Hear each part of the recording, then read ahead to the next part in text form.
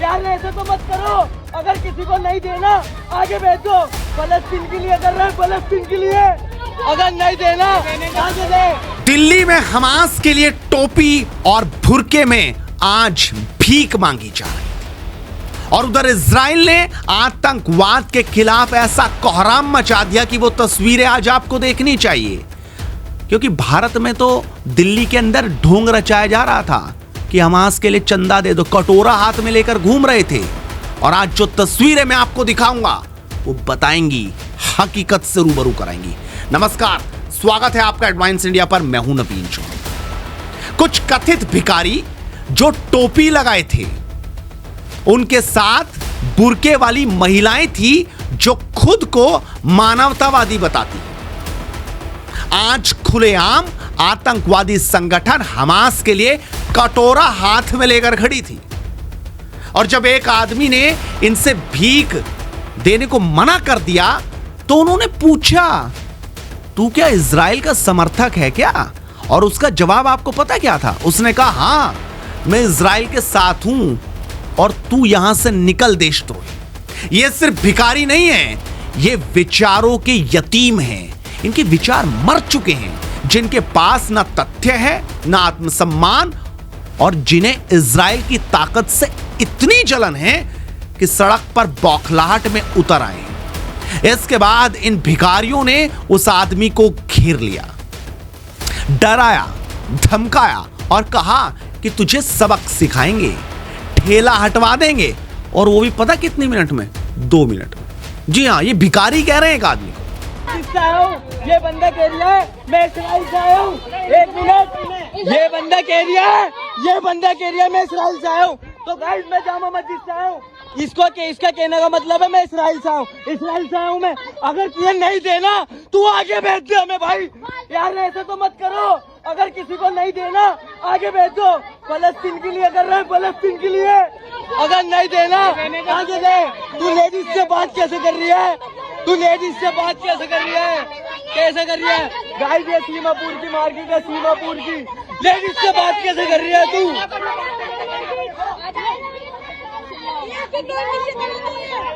Guys, हम फलस्तीनियों के लिए मांगते हैं, फलस्तीनियों को मांगते हैं। 10-20 रुपए मांगने आते हैं, कहता इस्राइल से आओ।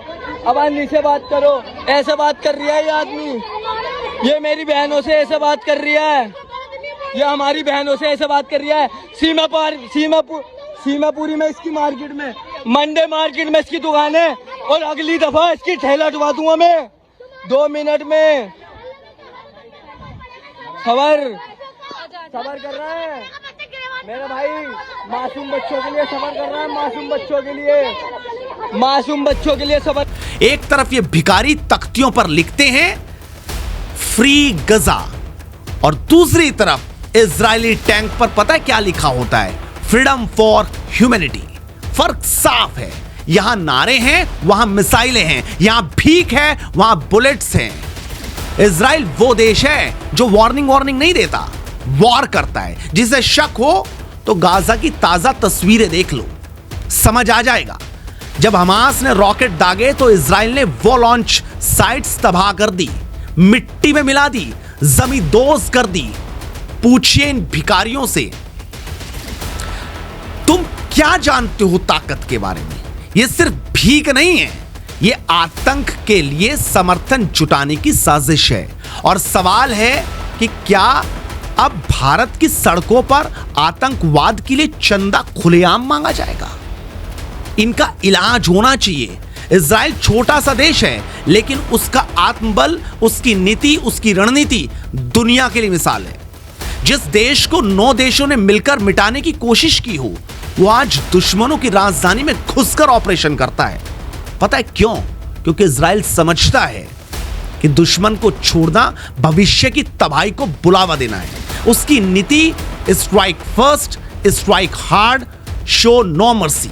और आपको पता है, जिसके लिए ये कटोरा लेकर घूम रहे हैं ना सड़कों पर, वो हमास कोई राष्ट्र नहीं है। ये सिर्फ एक आतंकी गिरोह है जो बच्चों को ढाल बनाता है, जो स्कूलों और अस्पतालों के नीचे रॉकेट छिपाता है और फिर रोता है जब जवाब मिलता है। इजराइल के सैनिक किसी बेकसूर को नहीं मारते, वो आतंकवादियों को चुनकर खत्म करते हैं।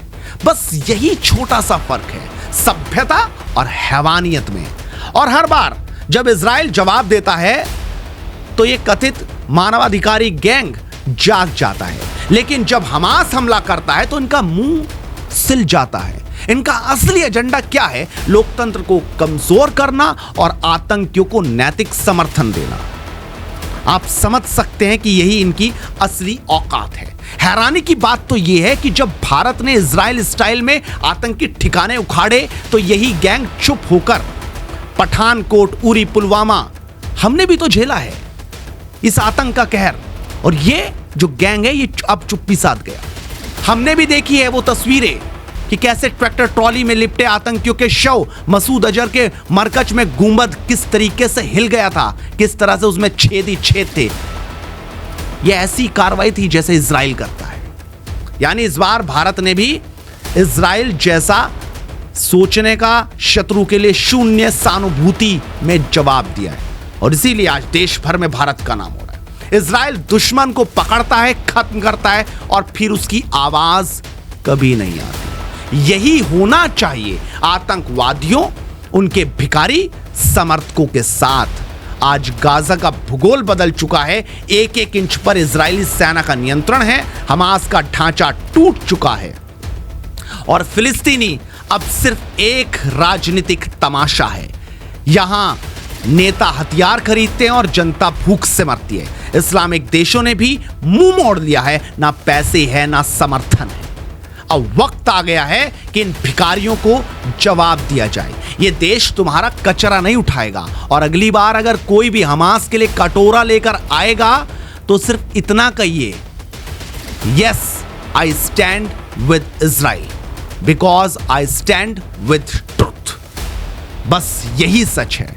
और वैसे भी आपको वो तस्वीरें देखनी चाहिए कि जब ये रोने रोने वाले डेलीगेशन पहुंचते हैं ना इजराइल के मना करने के बाद भी, तब वो कैसे भागते हैं।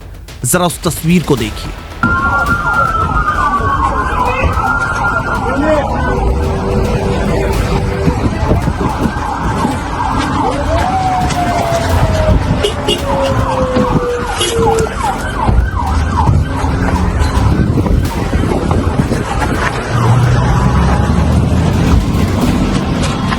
आया आपको कुछ समझ? देखा आपने कुछ? फिर भगदड़ मचती है, टिकते नहीं एक सेकंड भी। आप इस वीडियो को बहुत ज्यादा शेयर कीजिए और लगातार हेडलाइंस इंडिया के साथ जुड़े रहिए, क्योंकि मुद्दे की बात मुद्दे के साथ बेबाक इसी तरीके से चलती रहेगी। नमस्कार।